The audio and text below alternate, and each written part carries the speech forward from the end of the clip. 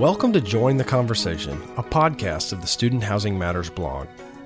Join the Conversation features interviews with higher education leaders about their institutions and careers in higher education and their perspectives on the role on-campus student housing plays on a university campus. Joining the conversation today is Tonya Neumeier. Tonya is the Vice President of Client and University Relations for Capstone On-Campus Management. She has over 25 years of experience in higher ed, primarily in student affairs and auxiliary services. In this interview, she sat down with Doug Brown, the president of Capstone On-Campus Management, and detailed a student affairs study tour to the Middle East that was sponsored by multiple higher ed organizations.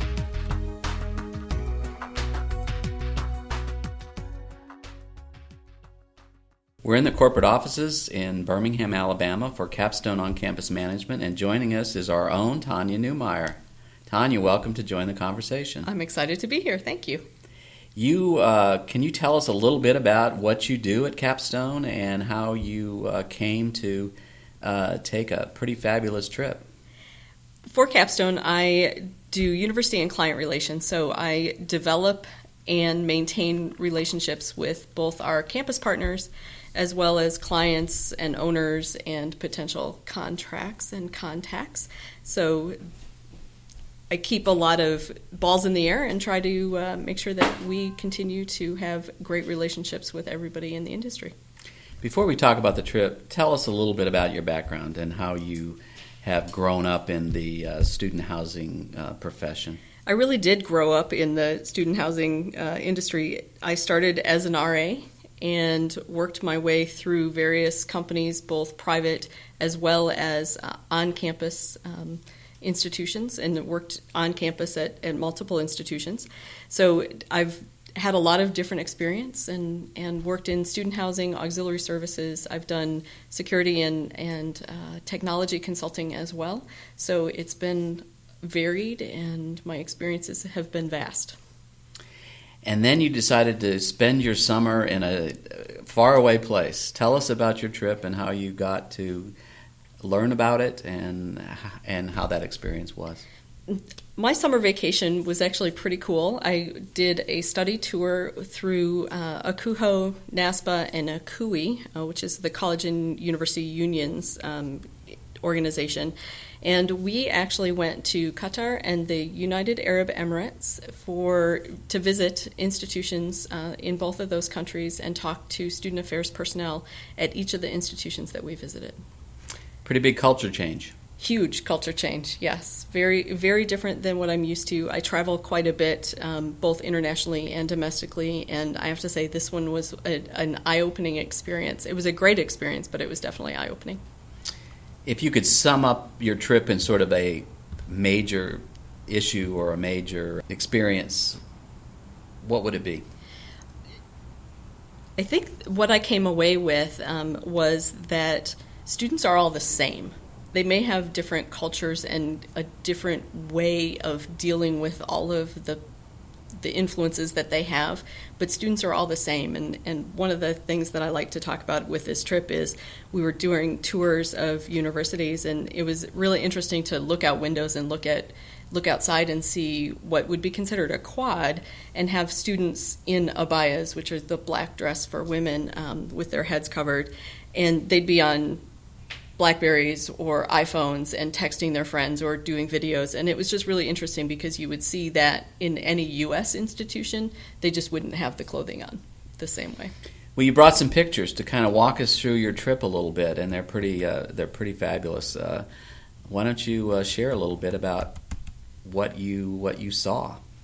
Some of the pictures are just basic culture. The first picture is a person walking across the street in the dish dash, which is what men wear, or the abayas, which is what women wear. And so you immediately knew you weren't in the U.S. anymore. And that's a caution sign. It is a caution sign. And then the architecture in both the United Arab Emirates and in Qatar was very interesting. I would love to be an architect and work in either of the countries, because just what they have done and the license that they're given to do just about anything is very cool. So the picture that you're seeing right now is actually of New Doha in Qatar, and the silver building is nicknamed the Bullet, but it's one of the most interesting 150 high-rise buildings built that I have ever seen in a city. And what kind of activity goes on in those buildings? It's interesting. They're mostly office spaces. There's a couple hotels, and a lot of the buildings have a government entity as the base of the building, and then they do rentals for any corporate offices in the rest of the buildings. And then, of course, there's some ubiquitous food items. You always, whenever you're traveling, experience a lot of different things. And this was a Yemeni dinner, so we were sitting on the floor, and that was a really good bonding experience. This was the first night we were there, and so we got to know people really well. And this is the party that you traveled with. How many were there, and what kind of representation were they from? There were 28 of us that were part of this study tour, and we had quite a few Americans, but then we also had representatives from the West Indies, South Africa, Scotland, Australia, England, and Brazil. So it was quite an international group that went on this international study tour. And their professions at their host institutions, what kind of? They were all student affairs related. So it was interesting because not only did we learn from the institutions that we visited in the two countries, but we got to hear how different countries do all the different student affairs aspects as well. So it was a learning experience almost the entire time. One of the things that we did, we got to tour a couple of different mosques, one in Qatar and then one in Abu Dhabi in the United Arab Emirates. And it was really interesting because the tour guides that we had were very good about showing us how religion integrates into their society and especially into higher education. So our student affairs counterparts in both countries really had to pay attention to how students would pray and how they would have access to some of the things that they needed to do for their religion. In Islam, you pray 5 times a day at standardized times. So it was interesting because our student affairs counterparts really made sure that we understood how they had to change their programs in order to work with the religious aspect. And that's something in the U.S. that we don't really have to think about because we have so many different religions. There's not anything that's really, unless you're at an institution that is Catholic or Jesuit, you are not having to deal with specific items. And in that part of the world, they really do. They have to plan around a lot of different things. A couple of the institutions we visited, one of them was it's called Education City. It's Hamad bin Khalifa University, HBKU for short, and it's also known as Education City, and it is where universities from the U.S. have been brought over to Qatar and Doha to build a larger university. So Carnegie Mellon, Northwestern, Virginia Commonwealth, there's several American institutions who are residing in Doha at HBKU. And they've built incredible buildings for their students and have programs very specific to Doha and Qatar housed in those buildings. But there's also some really interesting things about the campus. One is, you'll see on the picture right here, is I'm posing with a horse, and she was a grand champion for 2013. She is an Arabian show horse. So it was really interesting because that's part of their campus. They have 140 show horses as part of their campus in stables. So it was really cool to see that. One of the things that I really enjoyed about HBKU is the motto that's up here, and it's our challenge is to promote a meeting, not melting of cultures. And it is very important for the Qataris and the Emiratis to make sure that their cultures remain. They don't want them to disappear. And because both countries have a lot of expats coming from the Western and Far Eastern areas, they really want to make sure that their culture remains. So I thought the motto was really interesting and really says a lot about how they're building the university.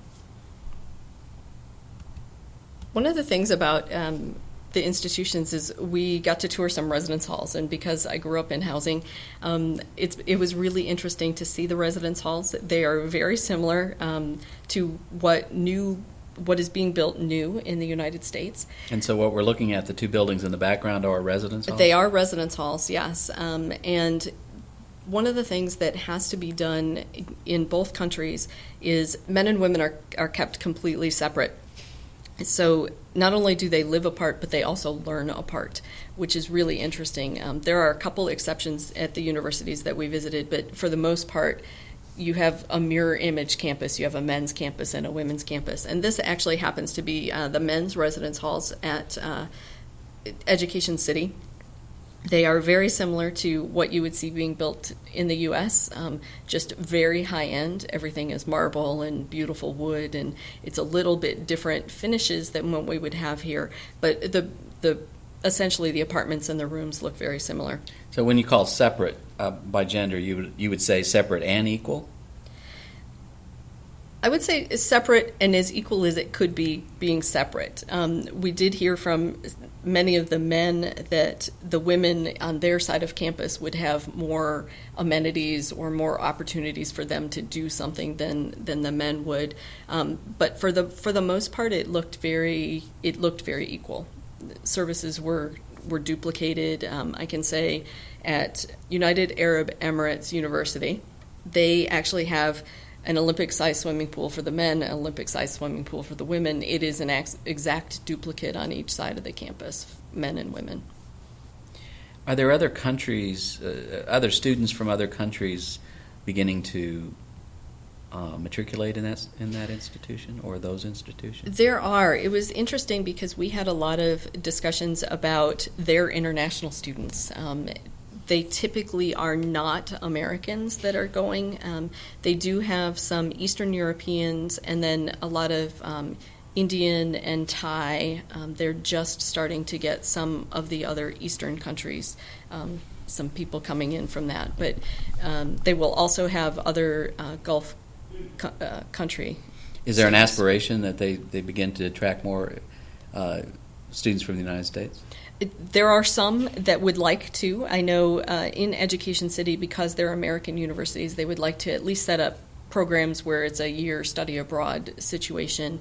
And then NYU Abu Dhabi is actually a branch campus of NYU, and they are bringing American students for education as part of the curriculum. They're also doing the same with NYU Shanghai. So it's an interesting, different dynamic and setup. Now, I don't want anybody to think that our visit overseas and to the universities was just fun. We actually did have learning experiences, and the picture on the screen is actually with me, a upper administration official from one of the universities in Doha, and then also one of our colleagues that was on the tour from Scotland. So it was very, very interesting because we actually got to sit down and have in-depth discussions about especially technology and students and how students were using technology, abusing technology, and that's the same anywhere. And it was really interesting to be able to dig down into issues that they were having in the UAE and in Qatar, but also to be able to exchange ideas and help each other find ways that we could get past or through or work with our students. Was there any aha moments during that process? I think there were a lot from both sides. So both our counterparts in the UAE and in Qatar. But it was really interesting because I think at some point we all made a comment about students are all the same.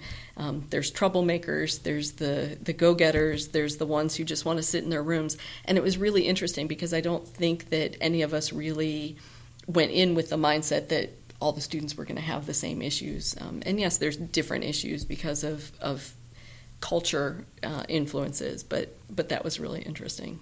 So I think we all had about the same moment at various different times. One of the other mosques that we visited was the Grand Mosque in Abu Dhabi, and it was incredible, just absolutely incredible. A lot of it, the work on the ground of the picture you're seeing is reflective of what is done on the Taj Mahal, which I've also actually seen in person, not as part of this trip. But it was absolutely beautiful. And there were a lot of different things about this mosque and this trip that were really interesting, because when it was built, it's very hot in the UAE. What would the temperature be? The day we were actually at the mosque, it was 118, and everybody says, "Oh, it's a dry heat," because they think it's the desert. Well, it is the desert, but you have humidity, quite a bit of humidity. I think it was 85% humidity, so it was quite warm. And when you're wearing multiple layers, because we were covered in abayas for part of the trip to visit the mosque, it definitely gets really hot. But you also have to take your shoes off when you're going in different places. And the mosque in Abu Dhabi was really interesting because of the way the ground is done. If you walk on any of the white marble, it is actually very cool. But if you touch any of the inlaid, which is green and blue and all different colors and gemstones, if you walk on any of it, it actually burns your feet. So it was really interesting because they make sure that you stay on the righteous path by staying on white ground so that you don't burn your feet, which I thought was really interesting. The pictures that you are seeing right now are from the UAEU, and we actually stayed in a residence hall at UAEU, and it was very interesting. Hospitality is huge for our hosts, and it was wonderful when we arrived. We were greeted with full tea services, and upper administration officials came and greeted us and made sure that we felt very welcome. We were given all kinds of gifts and showered with lots of attention. And then we stayed in the residence halls. It was really interesting. Again, very similar to what you would see in a suite-style residence hall here in the U.S., with a few little different things. There were bidets, and they were wet rooms versus having a shower. So that was a little bit different and interesting for people who had not experienced that before, but otherwise very similar to what you would experience here. The picture you're seeing here is at UAU. They made sure that we understood how culture plays into education and higher education as well. And we had a group of children who actually did a folk dance for us as part of the experience, and then they brought us back into a different room, and we got to experience some of the other things that were culturally important to them. So we were shown children's games, and this is us learning some of the children's games. We usually lost very quickly, but the kids were great, and they were a lot of fun to be around. This trip was not only took a large amount of time, but also resources. When you could have been at a beach somewhere in a warm climate, enjoying your vacation, why did you choose to make it an educational activity instead of a leisure activity? I am very passionate about learning, and I'm passionate about travel, and I'm passionate about student affairs and housing. So I was able to really combine everything I wanted to do on a vacation. I'm not one of those who sits at a beach and reads a book or does anything like that. I usually travel, and I'm an experience junkie, as one of my friends calls me. So I like to go and see different things and learn. And this is a part of the world that I don't know if I would ever get to on my own. It gave me comfort to be able to go as a group. I also think I knew that when it was being planned that there was a lot of intentionality put behind us getting to talk to students and talk to student affairs professionals. So I felt it was going to be a really good learning experience and more in depth than what I would have gotten had I been trying to just visit universities on my own. If you could give some advice to somebody who is trying to debate whether they want to attend one of these activities through the professional organizations, what kind of advice would you give them? I would say do investigation before you go. Not all of the tours will be the same as what I experienced. You want to make sure that there's plenty of educational but also cultural experiences involved in the studies tour, so you're not just sitting in a room and you don't get to see outside or experience anything. The other piece that I would also suggest is that you talk to the people who are running the program and find out how much time you're going to have to be able to speak with students or administrators, because I think sometimes you're kept in a little bubble in some study tours, and you don't really get to have the one-on-one and interpersonal interactions that I know I crave and most people on a tour like this would crave. But I would recommend, if it's something that interests you, definitely do some investigation and find out. And finally, when you come back to your real job and you get over jet lag and you get back on track, what do you think you bring to the job now that you didn't have before? That's actually a tough one to answer, but I think in my role, because I'm working with such a vast population of people and institutions, it gives me a little bit more understanding when I'm talking to people. And if it's somebody from a different culture that I hadn't experienced, I didn't really know how to approach subjects. And now I'm a little more familiar with the Middle Eastern culture, and it helps a little bit. I can talk about, I've been to Doha, or I've been to Abu Dhabi or Dubai, and actually that happened in the airport the other day, and it was really interesting because I was able to relate to somebody a little bit differently because of that, and they were able to relate a little differently to me. The other thing that I bring is, as you know, Doug, we do a lot of consulting, and we've been asked more and more about international consulting, and I think this gives me a little bit more idea of what buildings or rooms or amenities are needed for students who are coming from international venues and trying to study in the States. I have a lot more understanding, and hopefully I'll be able to make sure that other people get that understanding as well. Well, thank you, Tonya, for your trip and your fabulous pictures.